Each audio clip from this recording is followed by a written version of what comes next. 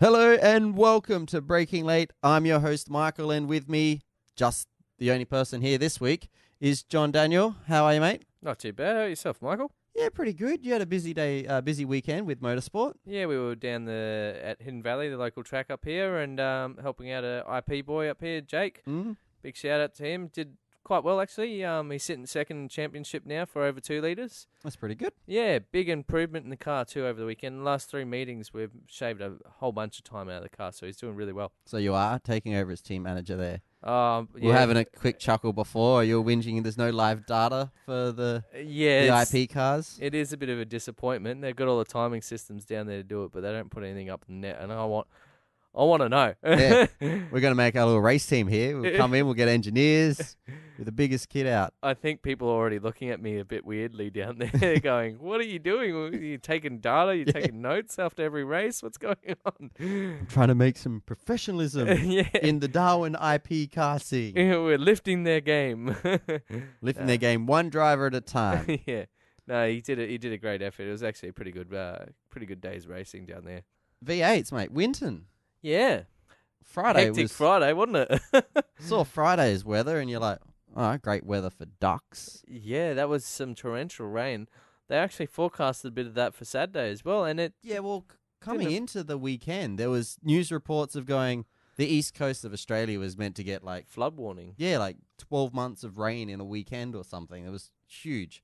Well, it hit Winton on Friday, but it held off for the rest of the weekend, which was good. But it made the track very green on the Saturday. It did, didn't it? And no one had any talking about data. No one had any data on dry setups and stuff for the track at that period of time. So it was a bit of a who could get it the most right for the qualifying and also the race. And Penske obviously did pretty well again. Penske did quite well in qualifying, but I was back on the whole data and running. It was even GRM, I think that's their test track or whatever. They said, yeah, it's our test track, but we still don't have any of the equivalent data that we need. Like the data we have, everyone sort of knows what you've run at Winton before, but it's just amazing. As soon as that track greens up with all the rain, you really need to know what that track's like at that point in time. Yeah. And plus, they haven't done a test session there. I think they've only done one this year. They were meant to have another one, but a lot of teams have testing coming up before Well, I Hidden think Valley. they're testing this week or next week, GRM. So basically, the rundown there was they wanted to do it after Perth, but the big turnaround between getting the cars back from Barbagallo to Winton or to their factory, prepping them again, and then coming doing a test Winton. day, and then getting back to Winton backwards and forwards, it was just not going to happen. They couldn't. They had to basically bite the bullet and go, we won't test before Winton. So Yeah, and they're saying they've got some upgrades they want to try, but you can't try those things during the race because if it doesn't work, well, you're screwed. yeah, I think they're doing a great job, but still, Oh, and really they've committed solid to effort. Holden. Yeah, They're going to commit to the V8. Another little thing, quickly before we jump into the races, the Red Bull have announced that they're going to have. Well, they're only committed to having 2 new Commodores on the field next year on the grid. So in Adelaide, obviously the 2 Red Bull Commodores will be the new generation Commodore with the turboed V6, twin turboed V6. I can't remember. yeah, But it will be the V6. In the ideal world, Craig will have the new car as well. But as for customers and stuff like that, there's also no requirement to upgrade at the moment. Yeah, So you will still have the old generation V8 Holden as well as the new generation V6 twin turbo thing. But I thought that was a little interesting, just the fact that they're like, we're only committed, we only have to technically get 2 on the field. There's no requirement to upgrade. So, your likes of Lucas Dunbar Motorsport won't have to upgrade. yeah. When you straight got a away. $500,000 car, some of those smaller teams, it's a big investment for them to go out and buy 2 of those. Yes. And basically make the other ones not worth as much because obviously every car in the field will be probably getting pushed down to development series Super 2s in the next couple of years or next year or so. Yeah, but I'd I say think, substantially a lot will go next year. and you'll find if those new generation Commodores are quick, they'll be getting a lot of sales. Yeah. You'll be like, the teams that can afford it to upgrade, you're like, screw this, let's get the new ones. Well, it's going to be interesting, the parity. It worries me a lot. It does. If the new cars aren't faster, will we get people moving forward, or will they start to penalise the old cars, or what's going to happen here? I'm more worried about the driving, the characteristics of the cars. Like at the moment, all the cars are basically the same. There's small characteristics like, a little bit faster through corners, but you got almost identical engines throughout the field now. They've all got the same weaknesses within the engine. Like if it's like, we're good straight line, but where you go for the V6, you're like, are you going to have better pickup? more torque? Yeah, you got the more torque. Are you going to be compromised on straights but better throughout the corners? Yeah, That's going to be really hard for them to balance. The V8s will probably be better around tracks where they've need more drivability versus the turbocharged ones. I think the turbocharged ones will be great on tracks where you need to lay rubber down and have enormous torque curves and stuff like that. But I don't know how much power these turbocharged motors are going to be making. No, if they leave it open to them, and they're not limiting how many engines they can use and turbochargers and stuff. It could get an engine very race. Powerful. You'd have 888 rocking up with like an extra trailer just of engines. Yeah, well, that's what I mean. Here's my it qualifying could get crazy. engine. Here's my race engine. So anyway, time will tell. That we'll find out. And unfortunately, Red Bull has not responded to my emails for comment on that because I've tried them 3 times. I've emailed them. Red Bull, get on your shit. Yeah, just respond and tell me no. We can't answer any of these questions. Don't just ignore my emails. All right, jumping on to qualifying for the Saturday. DJR were back. They are. 888 was strong. They were back as well, yeah, except for Lounsey. Again. All right. Big time back there. Can Lowndes just not qualify anymore? He's got the race pace. He's got the skills to race. I just feel like they're not getting the setup right. Yeah, it has to be a bit more than just Lowndes has lost it. Like he I doesn't don't have. Think he could have just lost it, to be honest. Maybe if he was qualifying 10th or something, but all the way back there. He's with James Courtney territory. Well, exactly, in a car that shouldn't be back there. It's weird. Because during the race, he moves forward. Like, is it the... Yeah, you don't know. Is it the setup? Is it the fact that they've, keep chopping engineers from there? It's just really puzzling, and I just want to know... I know we're going to get to a point where you're going, Lounsey's past his 1-lap pace. Yeah, I don't know. I honestly don't know. It feels like they're kind of written him off, and maybe he's not pushing as hard as well. And maybe the team sort of pushed him to the side now with not giving him a head. So his engineer, might be a great engineer and all, but he's not a premium engineer from the rest of the field. Yeah. Where no one's running up and down the grid trying to steal Irish. Yeah, where Shane and Jamie both have top-class engineers. It worries me a bit that they've given him sort of nothing against Irish, but maybe a second-class engineer, and therefore, a lot of people out there might disagree with me, but therefore Craig might not be pushing as hard as he probably could. Craig still seems to have the racecraft, and they seem to get the setup on tyres and stuff. Maybe they're looking at race pace more than qualifying pace. I don't know, but he seems to be able to come back through the field fairly well. But yeah, there's definitely something lacking, and it needs to be changed. Otherwise, this championship's written off already. Yeah. He's doing hopelessly in this one, but something needs to be corrected over the rest of this year, so he can come back strong for next year. So, do you have much other talking points in qualifying No, that? not Yeah, really. it was really just... I was really impressed watching it with Red Bull coming out and setting the fastest times with like a minute something to go. And then when DJR topped it again, I was like, all right, this is how the weekend's going. I've accepted it. I accepted it. Yeah, I was watching it down the track. I actually took my laptop down to the track to watch it, and I'm sitting there going, Scotty, my boy! He got up it. Just good lap, and he was stoked. Mitch is my boy. But yeah, he did a good effort. He was pumped in the car. He fist punching. He knew he set a good lap. Fabs is looking rattled as well. Obviously come back on Sunday, but he's just not looking as comfortable as he was at the start of the season when he was winning. Saturday?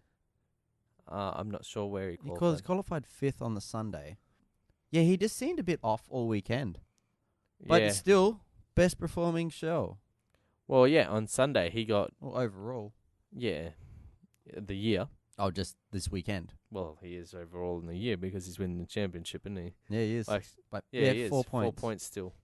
So, yeah, I think he's a little bit rattled, but Scotty's definitely got the pace, and I think Coulthard got the lucky tyre break in that second race. But we'll talk about that later. All right, so we'll jump to the race, the Saturday race. Saturday race, yes. I was mate. excited at the start.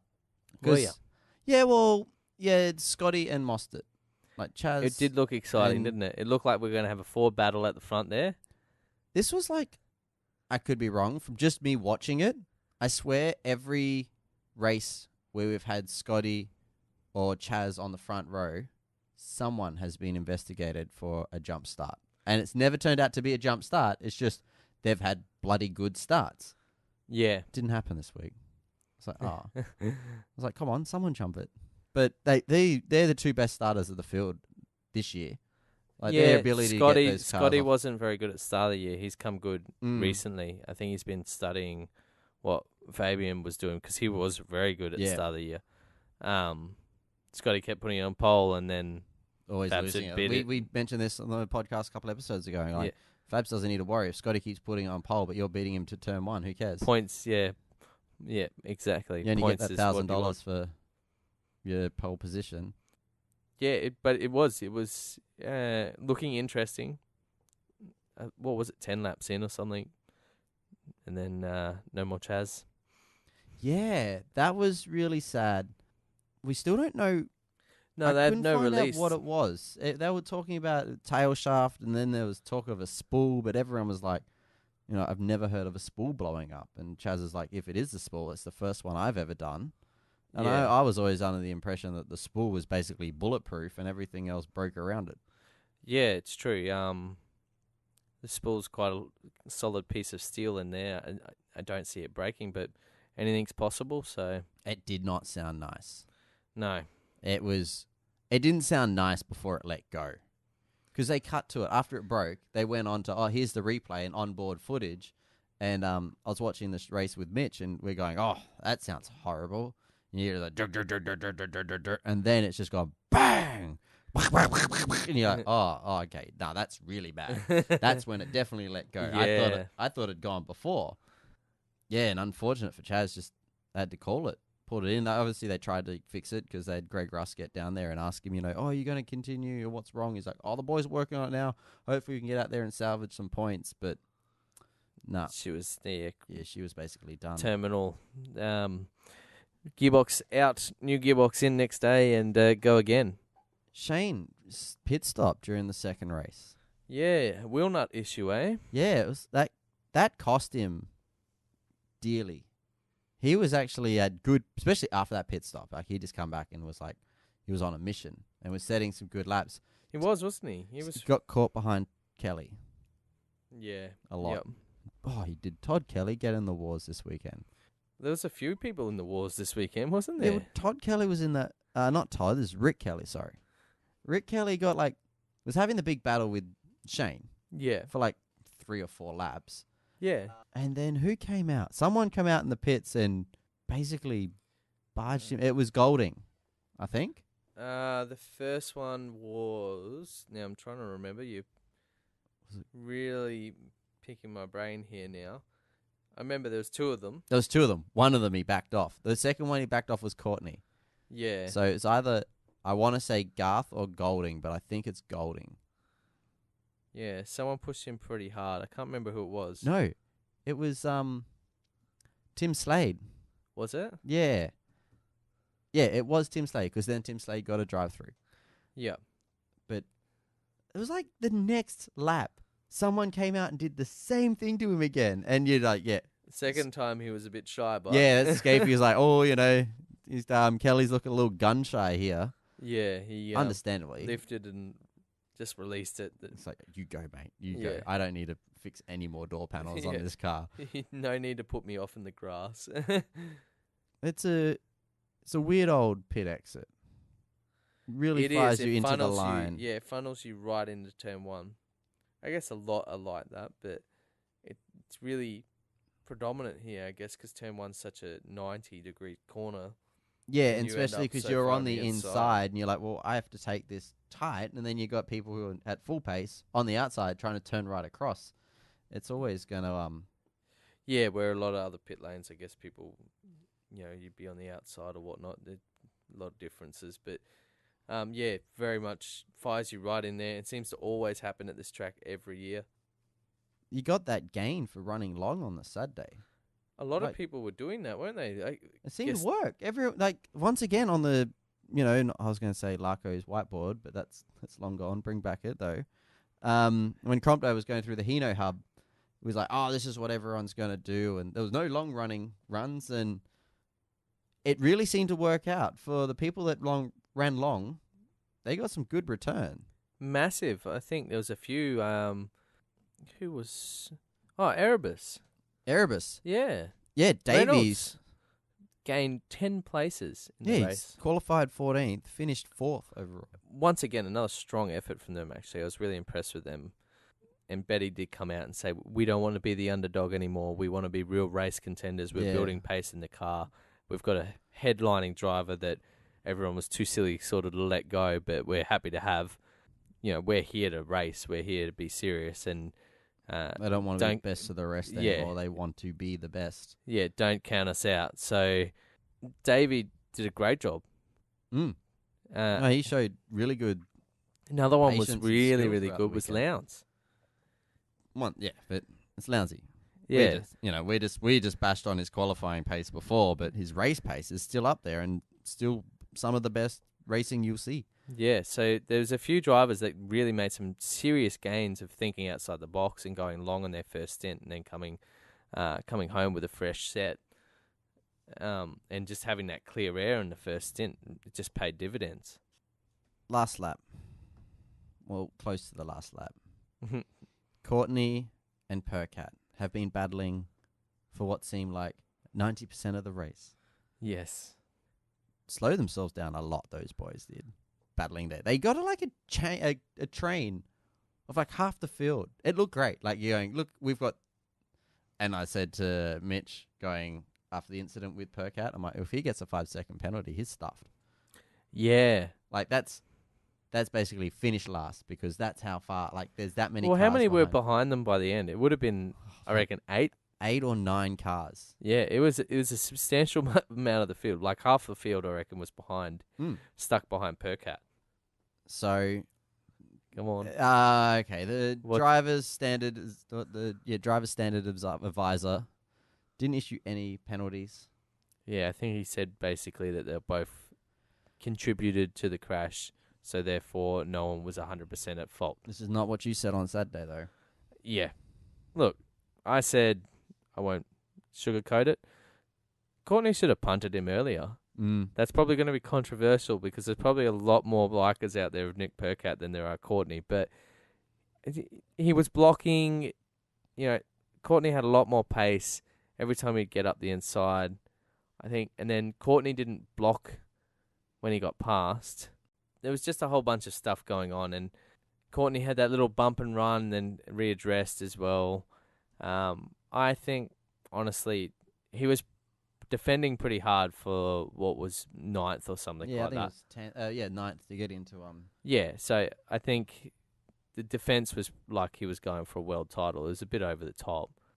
I would have probably given the You bump would and have run. punted him. I would have given the bump and run, and if I had got up the inside, I probably would have pushed him at the outside of the corner because he Well, then was not just only that, you're defending. going to get freight train from everyone as well. Yeah, he was just defending so hard. It's a little bit too far, I think, especially for a team that he used to be supported by. So this is the team. I keep going to call them HRT, but I'll just call them Walkinshaw or Mobile One HSV. Boost Mobile. Boost Mobile One HSV. I don't know. Is Courtney's car? That team is still Mobile okay, One he's just got the HSV. Boost Mobile Commodore. Yeah, they gave Percat his first Bathurst win. They gave Percat his first V8 supercar drives. They helped fund him in other fields, and here he's repaying them by punting their number one driver off the field. Yeah, and realistically, he had a lot of steering angle in. Scafey called it. He was trying to play the innocent game of, oh, he was leaning on me and I was just trying to correct. He should have lifted out of the throttle. He was back at the B pillar, about to be run off the corner on the exit anyway. So I don't know why he was staying in the throttle. He needed to sit back in behind him. It was not a good look. Courtney was not happy. Yeah, well, the driving standards advisor basically said it was because they interlocked wheels. I didn't see that, but No, I didn't think they were wheel to wheel. no, I think he started leaning on him, and then eventually Courtney's traction broke, and he turned left when he was meant to be going right. Yeah. It was very unfortunate because it would have been a good result for Courtney to finish ninth. Top 10. Yeah. Qualifying on the Sunday. Yes, my friend. Thank you, my child. Red Bull are back. They are back. Didn't see that coming on the Saturday, and Penske looked good, but Well, even in qualifying, Jamie was on the front row. yeah. And Red Bull were third as well. And then I think it was Mostert, then Coulthard. Because Coulthard definitely fifth. Good showing of pace. And now I got to apologise to Red Bull for last week. Because I said Red Bull never do well at Winton. They're back. That's all you got to say. Just lead in. They're back. They are back. For how long? I don't know. I think this weekend was a bit of a different one because the track was green and it was evolving so much in every session. I think Red Bull got it right in qualifying, and I think that was it. Yeah, well, Jamie wasn't that disheartened to get second because he knew deep down he had a fast race car. Yeah. And he did. They had the pace. Yeah. It was nice to see, actually. It was really I've really missed good it. to see. It's been 4 rounds since we've seen a Red Bull car on top step, and I was starting to doubt it. I was like, are we ever going to see this again? How you, the father of a new child, we're going to bring him up in a world where Red Bull aren't winning? I don't know how you're going to do that. Thank God the wrongs have been righted. I don't know if anyone can tell out there that Michael's a little bit of a Red Bull worshipper. No, but it was. I liked it. Is that where you're going with this? I liked it. I liked it. All right. Check that box. Michael's happy. I'm happy. I was, and my old man was a happy man too. He's almost a bigger Red Bull fan than I am, or Triple Eight fan. I think he would be. Yeah. Yeah, he was like, woohoo, sending me messages. I'm like, yes, we got there. I think it's good to see the team effort. Team effort, though. I think. Well, it's good to see the battles really hotting up. But the last couple of rounds, last round, Scotty was untouchable. But I don't know. I want to call him DJR, but I feel the fact that we keep calling Red Bull, and they're Triple Eight Red Bull. Should we Shell, or are we still calling them DJR? I mean, Shell paid him an awful lot of money to call him Shell. Yeah, but here we are, just not even mentioning Team Penske either. You've got valid points, very valid points. I call Red Bull because they called that team Red Bull Racing Australia. Yeah. And they don't call them Triple Eight because that's the manufacturer. DJR, they call the team DJR Team Penske. Yeah, that's but a big mouthful. They're naming things the Shell V-powered Falcons. I think, isn't it? The Shell V-powered Racing. They do refer to that a lot. It's not sticking, is it? No, it's really hard. Did you hear Fabs have a lot of dramas with that on Sunday? No. He was stuttering all over the place and couldn't say Shell V-Power. He almost sounded like he said Valvoline for a second.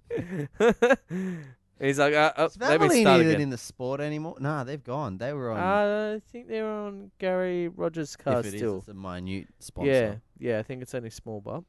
Okay, so DJR... That's what we decided with?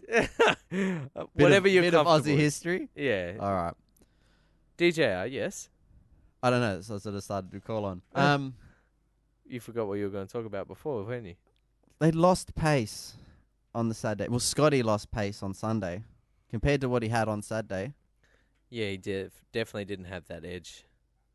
I think their strategy didn't fall 100% his way. And probably a little bit was the same with Jamie and even Shane a little bit. Shane did well enough to get ahead, and Jamie kept Fabs busy enough that he couldn't battle, but Fabs definitely got the best strategy at the end of the race. For the end of the race, that was on Sunday, being that he come in for his pit stop, not 2 laps or something before the safety car, had fresh rubber on the car, 10 laps younger than anyone else's rubber, and was in a commanding position to really take it to the Red Bull guys out the front. Looked like there was a bit of team driving there as well when, okay, don't get me wrong, Shane and Whincup were fighting for it very hard. Very vigorously. Yeah, there was definitely no team orders there. We were talking about it when we were watching it, going, what happens here when Shane punts Jamie?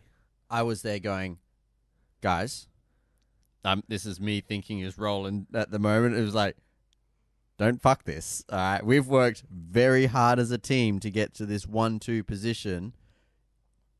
Oh, could you imagine the storm that it would have created if they punted? Because we know they'll punt each other.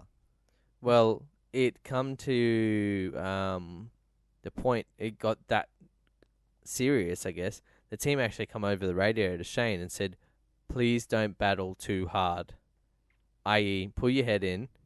If there's a passing opportunity, take it. But don't make a passing. Don't bump and run him and get a drive through. Or don't do something silly that's going to give the press something to talk about.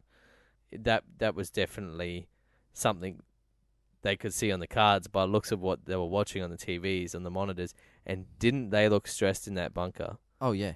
And I don't even, like, it almost looked like the 2 engineers were like, one of them, like, not Dutto, who's Jamie's engineer?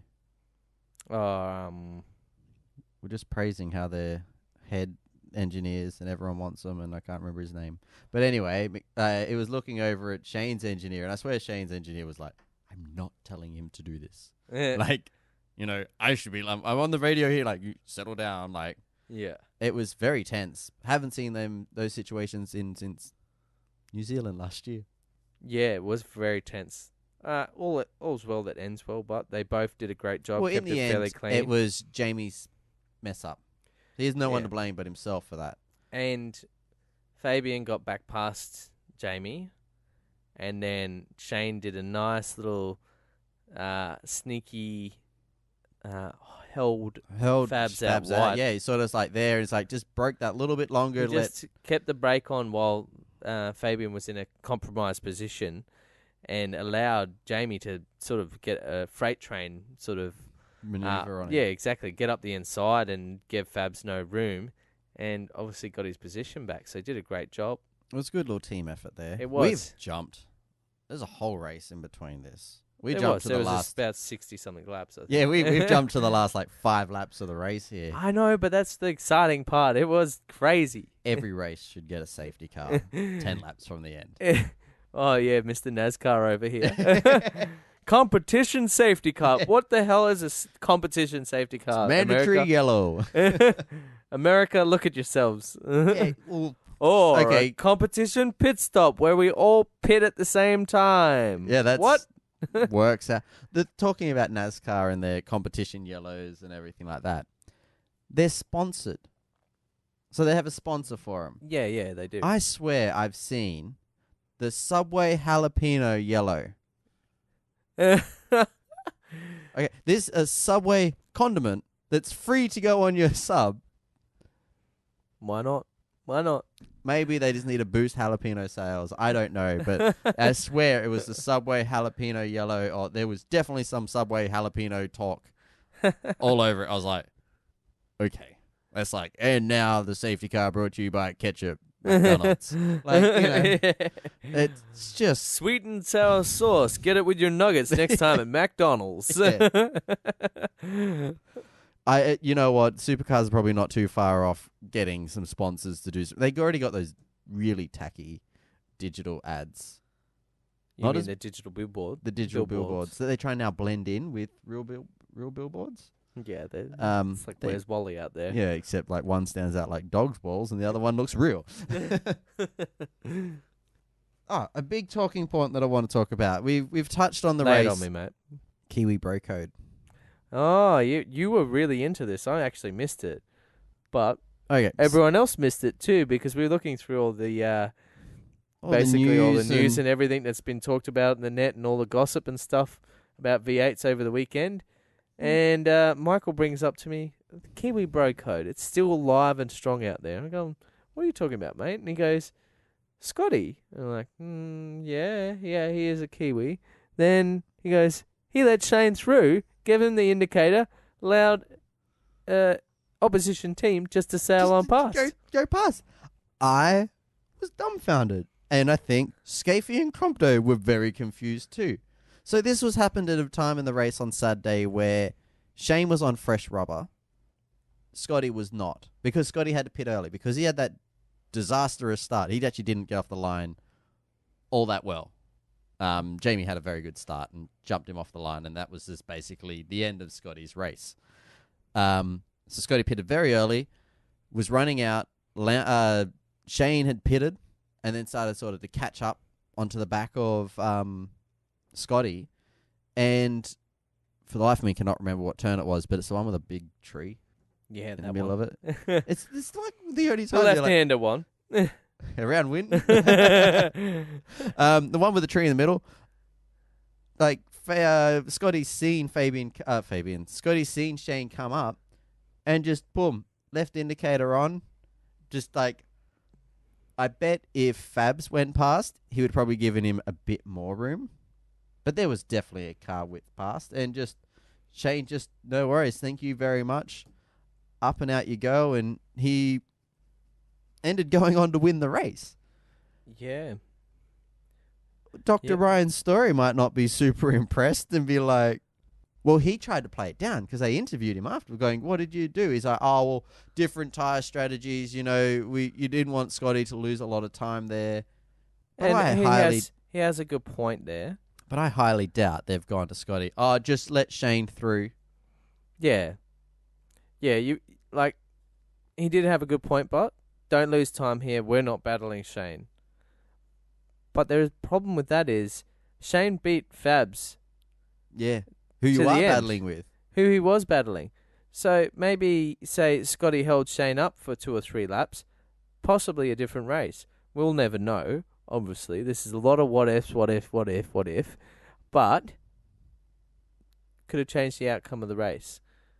Yeah, because I swear there's a few drivers there watching that going, God damn, Scotty, you never let me buy that easily. Yeah.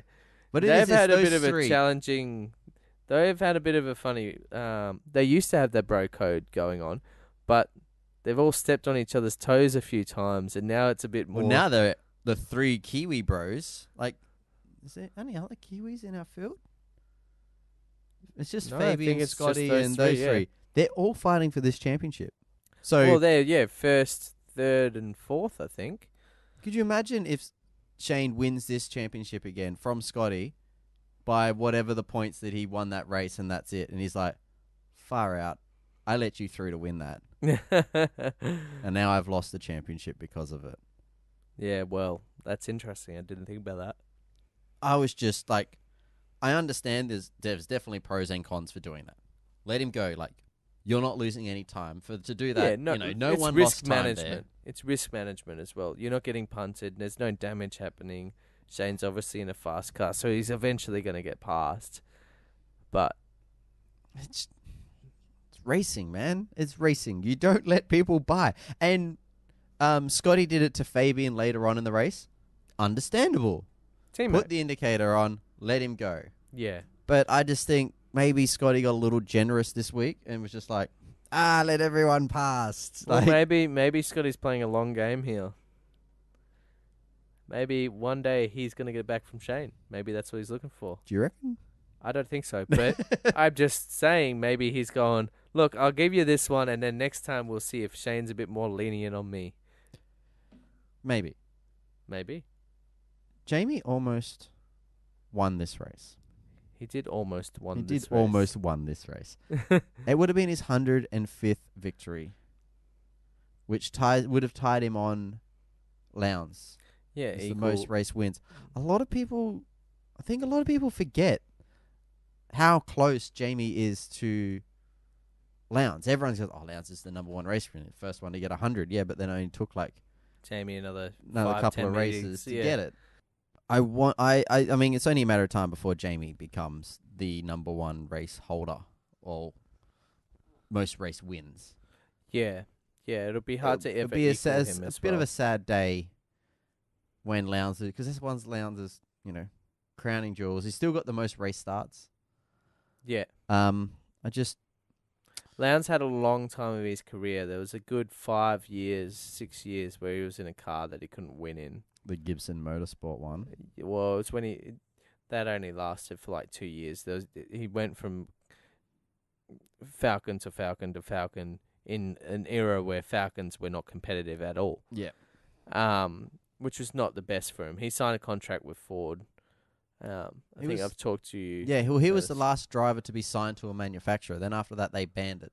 Yeah. Because I think he signed a 10 or 15-year deal with Ford. Yeah, yeah. And he could drive for pretty much any team he wanted as long as it was a Falcon. Yeah, and I think that was a bad time. Good for Ford to have him there, but bad time for Lowndesy to be contracted to a team or in a manufacturer that couldn't win races. Mm. It really did affect his win, what would you call it, percentage.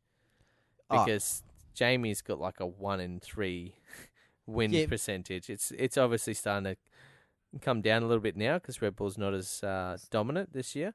But I think it's just the rest of the field has caught up to Red Bull. They have.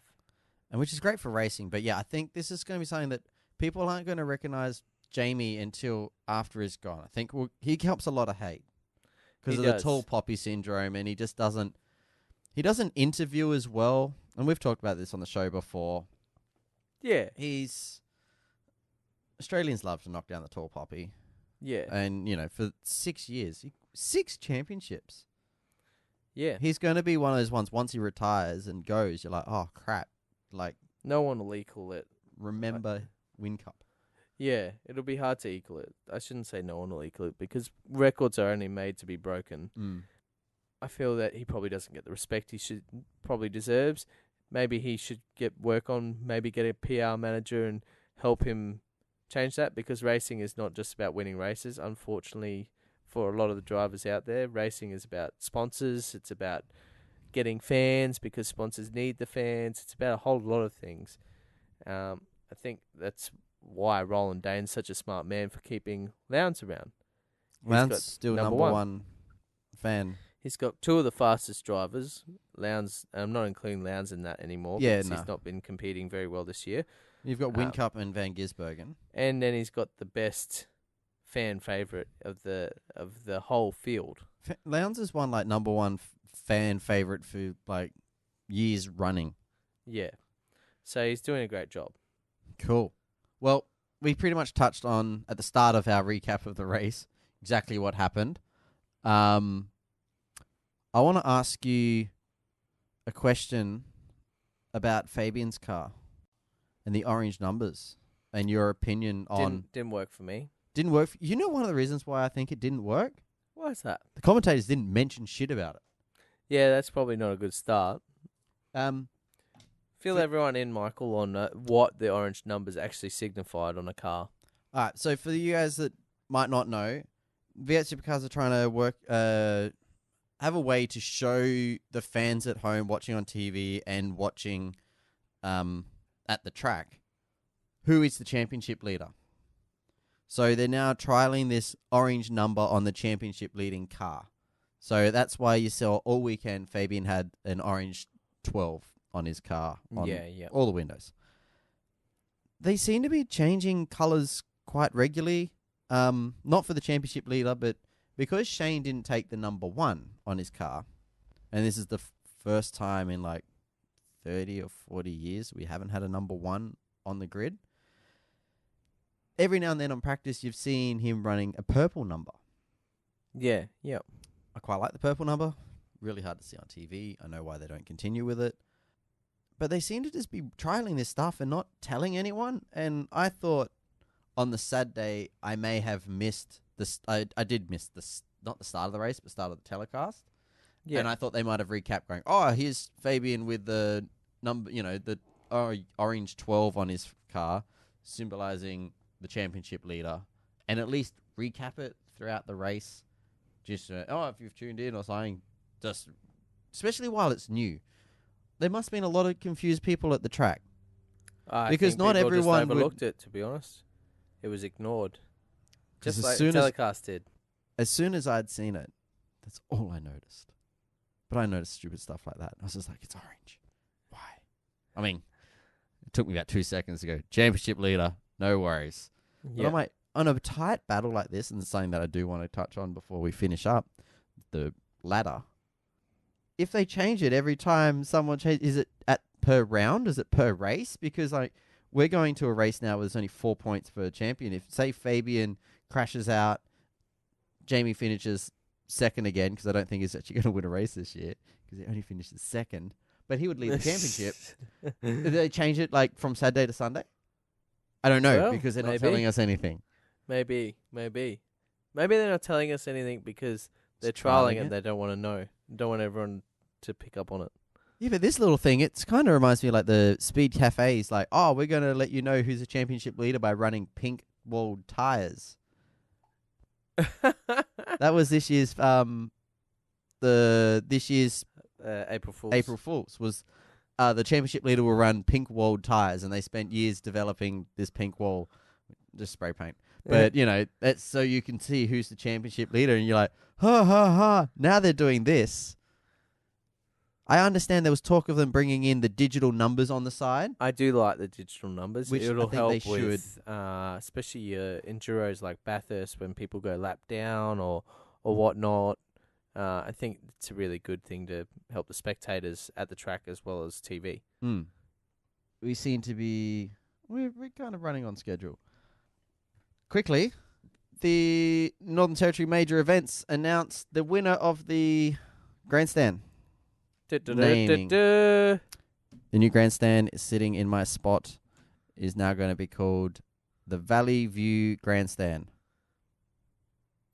Nice entry. We had a favourite. We had a favourite. We'll let you know our favourite. What was our favourite, mate? The Century Grandstand?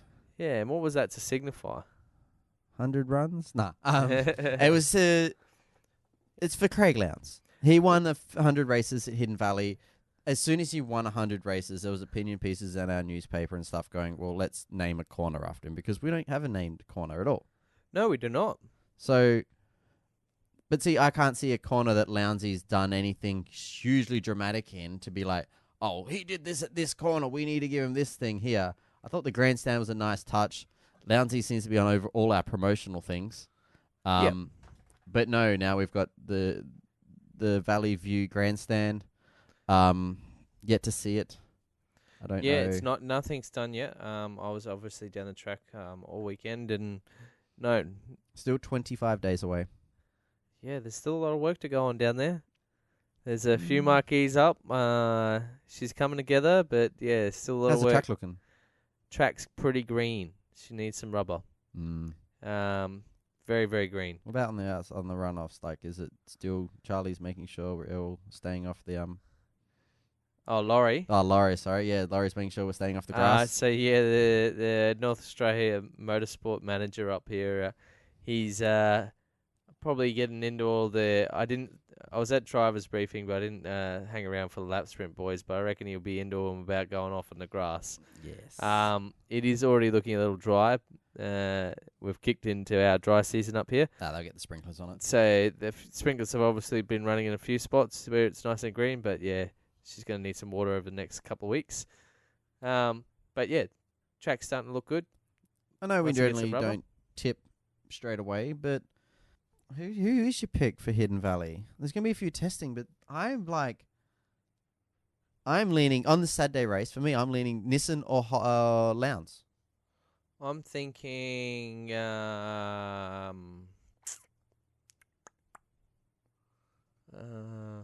who's the wild card entry again? Shay Davies? Macaulay Jones? No, I actually think it'll be a pretty good round. I think. Oh God, it's a hard one. DJR with their good off corner and our long straight could pay dividends to them. If they finish, they did not finish or do well last year. Yeah, but that was last year. Things have changed for them. Mm. I honestly think Nissan I'm gonna performed sound well like though. I'm gonna sound like a broken record You're here. going Scotty. Scotty again. Well, He's been paying. Like, look, I've tipped him for 4 races. He's won 3. Yeah, I know. Like I said, on the Saturday, I'm thinking either the Nissan or Lowndes. I can't see Lowndes winning on the Sunday, but Lowndes manages to pull out these races on the Saturday in Darwin. He does. And if Lowndes gets out in front at any point of the day, he can win a Hidden Valley. Yep. As for the Sunday race, I don't know, probably like Coulthard or one of the DJR boys. I'm looking forward to it. I'm already excited. Yeah, we're counting down the days now. She would be pretty much bang on a month. 25 days. Yeah, till the big event. What do you think of the wildcards, mate? Yeah, that's what I was about to ask you. I was impressed right up until I wasn't impressed. Shea Davies did quite well right up until he had that run-in with Caruso. Yeah, Caruso But it was got not cleared. overly happy of that He got either. cleared. Apparently he did nothing wrong. Craig Baird was like, no, all good. Play on. Yeah, I don't know. They did quite well to stay out of trouble. Rulo was the one that, this is something we haven't touched on with the restart. Rulo was a lap down behind the safety cars. Should they just let him pass? Get him out of the way? Yeah, he was in a very awkward position on the restart. I feel sorry for him. 16-year-old kid, first year. Oh, by the way, you're behind the 2 Red Bull cars, and behind you is the 2 Shell cars, or a Shell car. Honestly, but if you're in the main game, these are the things you're going to be able to deal with. Comes back to where you talked about a lot, and I disagreed with you a lot, but this is one of those unforeseen things where experience that he does not have should exclude him from these type of events. He did, Winterbottom was very scathing. Like Winterbottom was, but I'm going to say this. Yes. In Rulo's defense, Winterbottom was going around the outside. I know, it's because he parked it. Yeah, Winterbottom was angry because he basically had balked him in the middle of the corner and he had to go around the outside and therefore ended up off, yada, yada, yada, so on and so forth. I think Winterbottom's just upset about a lot of other things, and this is probably showing a bit more, unfortunately. But yeah, Rulo probably needs a little bit more experience, but he was outperformed by every wild card, I think, this weekend. It would have almost been... He was a lap down, right? Wouldn't it have been better for Lucas Dumbrell Motorsport just to go, come in for the pits? Just what are we doing? We're a self-imposed drive-through. Who cares? Get out of this position. Yeah, I agree. There's no need to leave him in a dangerous position.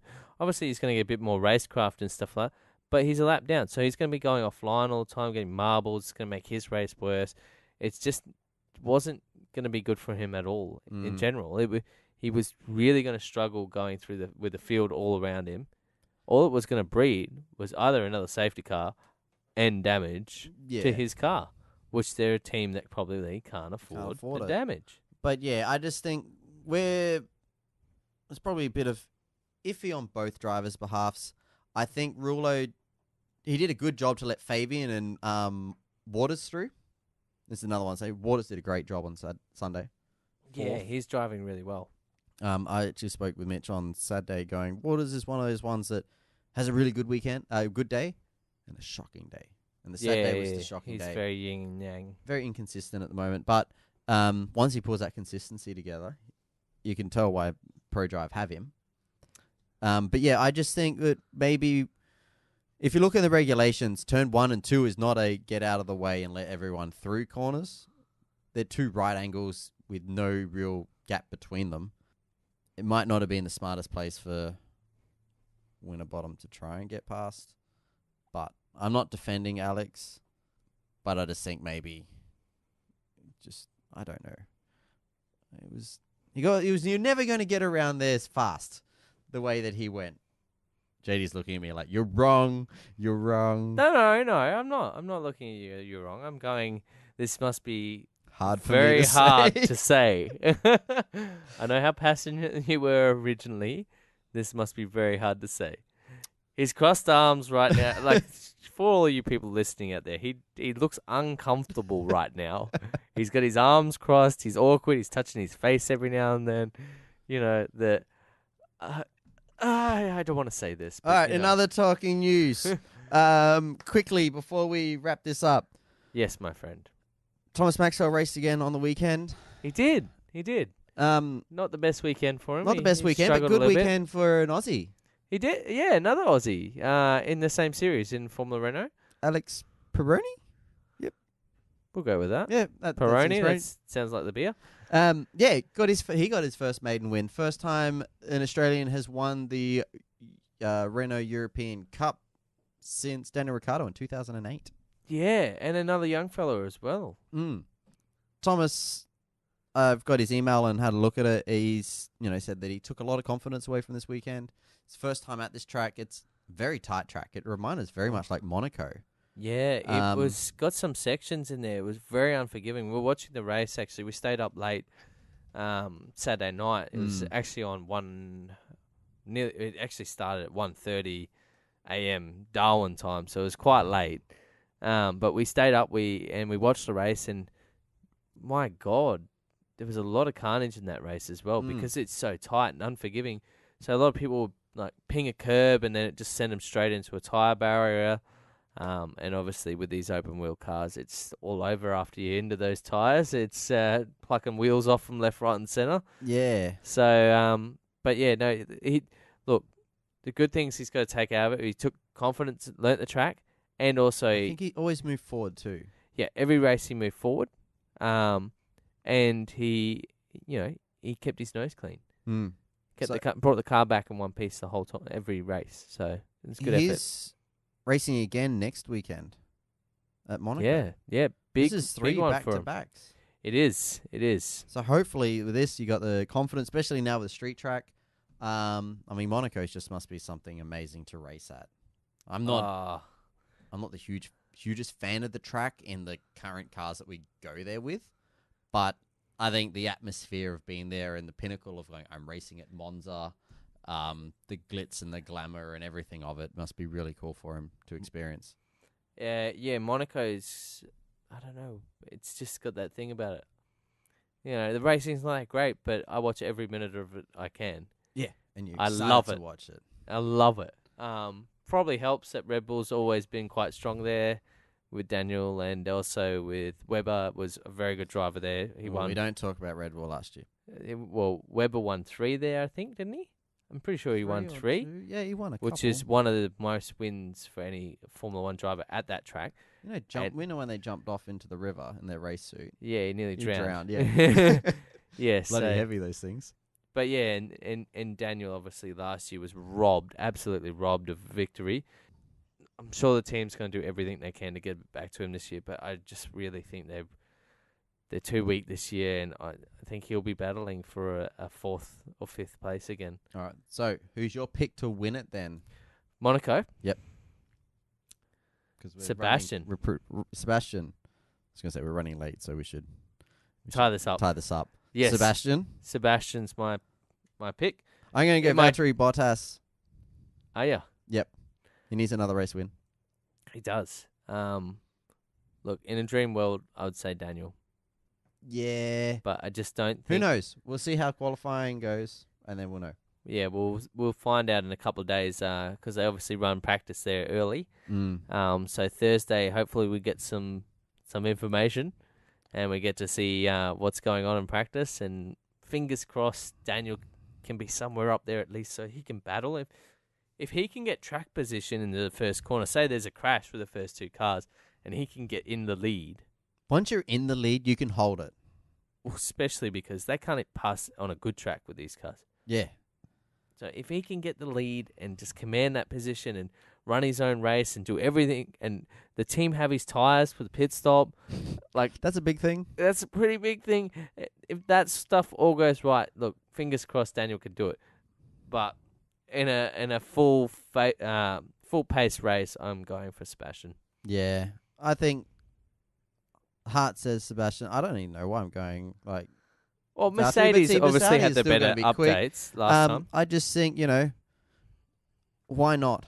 Well, Mercedes why were not? quite strong at the last track, which is another high downforce track. And Monaco's all about mechanical grip and downforce, so we'll find out, I guess, in the next few days. Next couple of days. I'm excited, but You're excited? yeah, it's one of my favourite races of the I year. thought you were going to be more excited that after next week we'll get a week off. Yeah, that would be nice. It's too late. Runoff's done now. I don't need time off. Oh, in that case, weekly episodes from here out. No, because it'll be very short episodes without races. We can find some other categories. Why not? Start covering MotoGP. Yeah. Well, MotoGP. Big crash. Big crash, and thoughts go out to Nicky Hayden's family and to him. I hope he gets well soon. He's battling pretty hard with some brain injuries and stuff from a bicycle accident where he got hit by a car. So fingers crossed for him that it starts to turn and look better for him. Well, on that sombering note, we'll finish up. All right, guys, that is us done and dusted for another week. We will we'll be back next weekend after Monaco. One thing I actually just want to touch on, Yep. before we leave. Big thing coming up this weekend, not just Monaco. What's coming up? What do you think? Someone's 30th birthday Yeah. and Indianapolis 500. Indy. Yeah. I was So Alonso has qualified fifth. second row. Who would have thought? That is a good result. It is a massive result. So maybe for your birthday, Alonso might get out there and Mitch's win. birthday as well. Sorry. Yeah, and Mitch's One birthday. day after each other. Yep.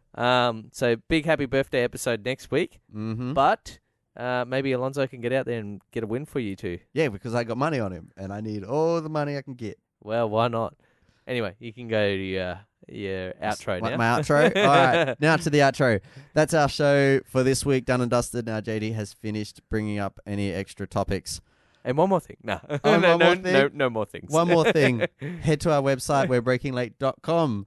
You can check us out on Facebook at facebook.com/breakinglate. If you have any emails or any questions you want to write through, email them to us at breakinglate@gmail.com. A lot of .coms in there. There is. It's because everything's a .com. It is. Well, we'll .com out of this and we'll head off. Yep. We'll see you guys next week. See you next week, guys. See ya. Catch ya.